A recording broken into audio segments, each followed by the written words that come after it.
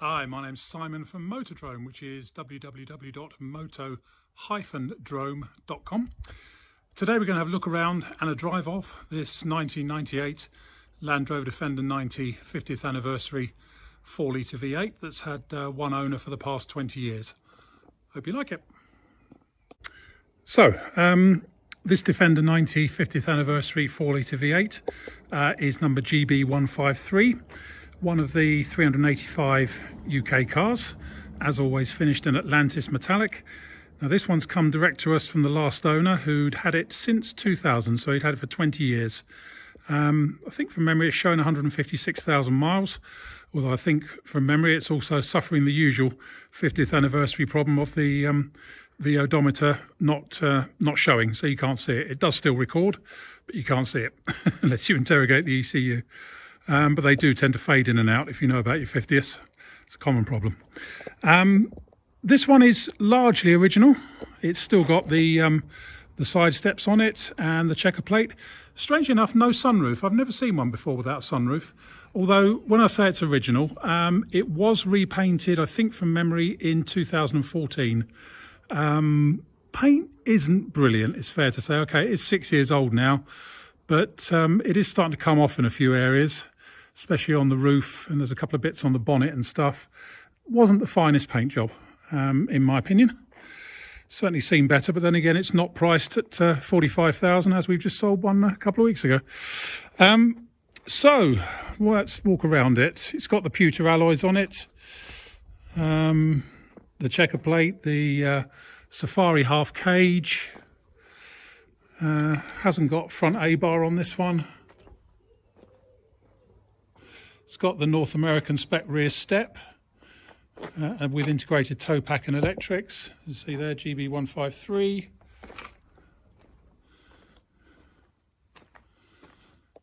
Yeah, not seen one before without sunroof. Certainly not missing anything not having a sunroof. Now it's got these Recaro seats in it in the front.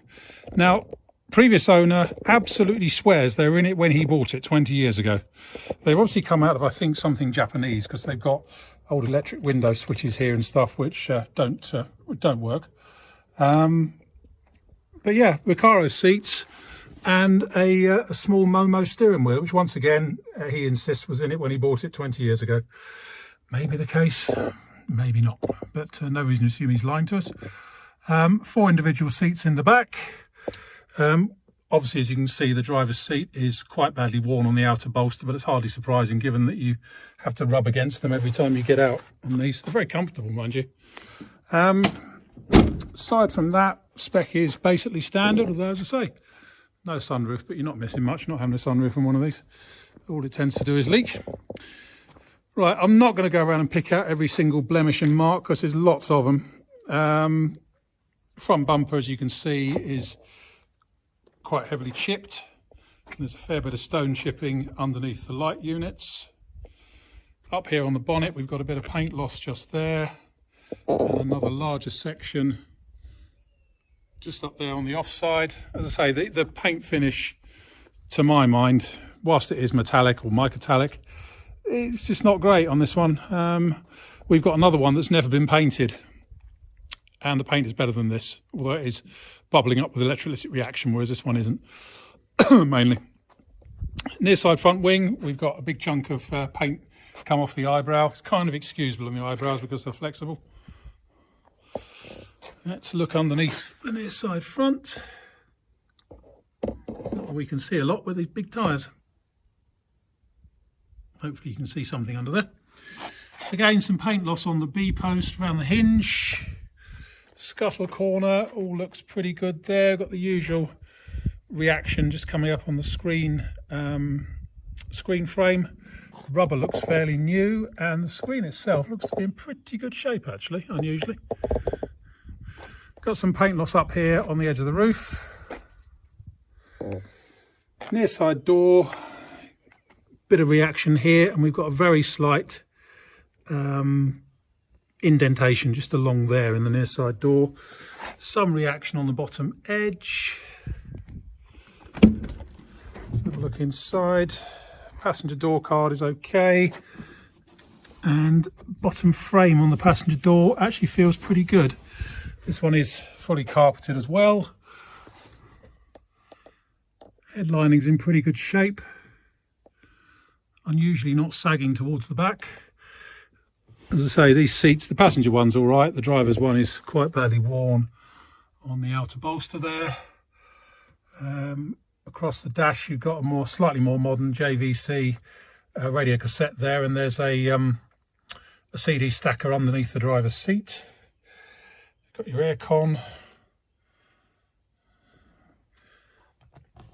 I see it's been, I think at one point it was fitted with electric windows. It's subsequently been refitted with manual windows as it would have left the factory. But they haven't fitted the aluminium ones back on, if it ever had them, because not all of them did, it would appear.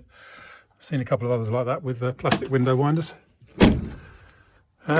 Near side rear wing, again, paint coming off. Yeah, paint coming off on the near side rear eyebrow. And have a quick look underneath there. Again, big tyre in the way.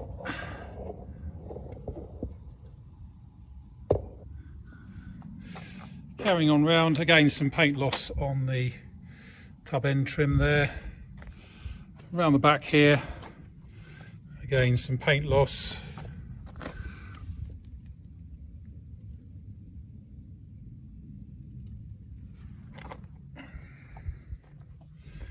Same this side. And some staining around the tailgate edge. Later type of tailgate, I think. No, early type, or correct type, shall we say. But the tailgate bottom frame actually feels in good shape. Door card isn't too bad.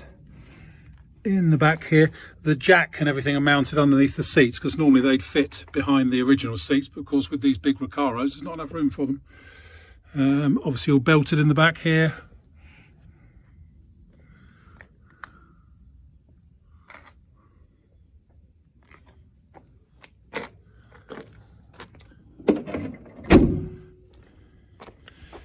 Looking down the offside, looks fairly straight and tidy down there. So the service history on this one's absolutely impeccable. It's been serviced by Newbury 4x4 pretty much for the last 20 years. Offside rear wing, again some paint loss, some reaction around here, and again down there, some paint loss underneath the Alpine light. And we'll go back to look at the under there if we can see it.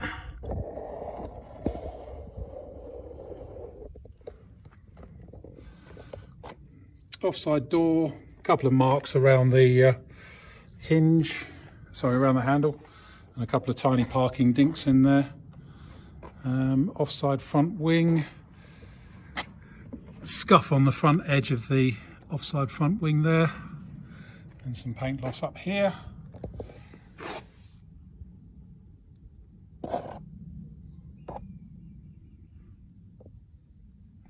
Been used as a commuter car, this one, to go to the station and back to jump on the train to London.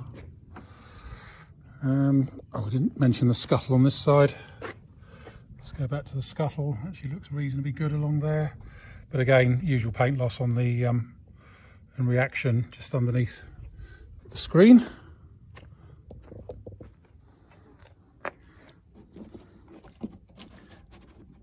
Bottom of driver's door frame actually feels reasonable on this one. But yeah, we've got a big hole in the trim on the outside of the bolster on the driver's seat. Apparently that's getting in and out. And apparently it did start life as a cigarette burn. It's got worse and worse. That mark on the door may be part of the same cigarette burn, who knows. Dash, wheel, everything all as it should be. Not sure I like the really small wheel, but each to their own. Can be changed for an ordinary Defender one. You can't really get the special Defender 50th wrapped in grey ones anymore. So there we have it. My name's Simon. Actually, we're going to do a video on the engine on this one when it's running, so I won't say my name's Simon for the moment, and we'll see if we can do an experimental engine running video.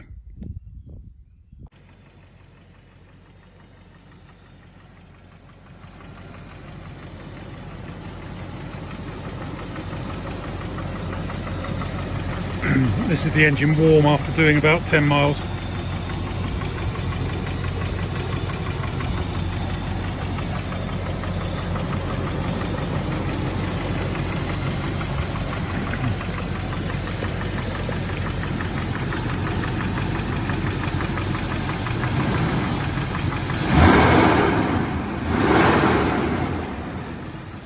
Greasy mark on my hand there.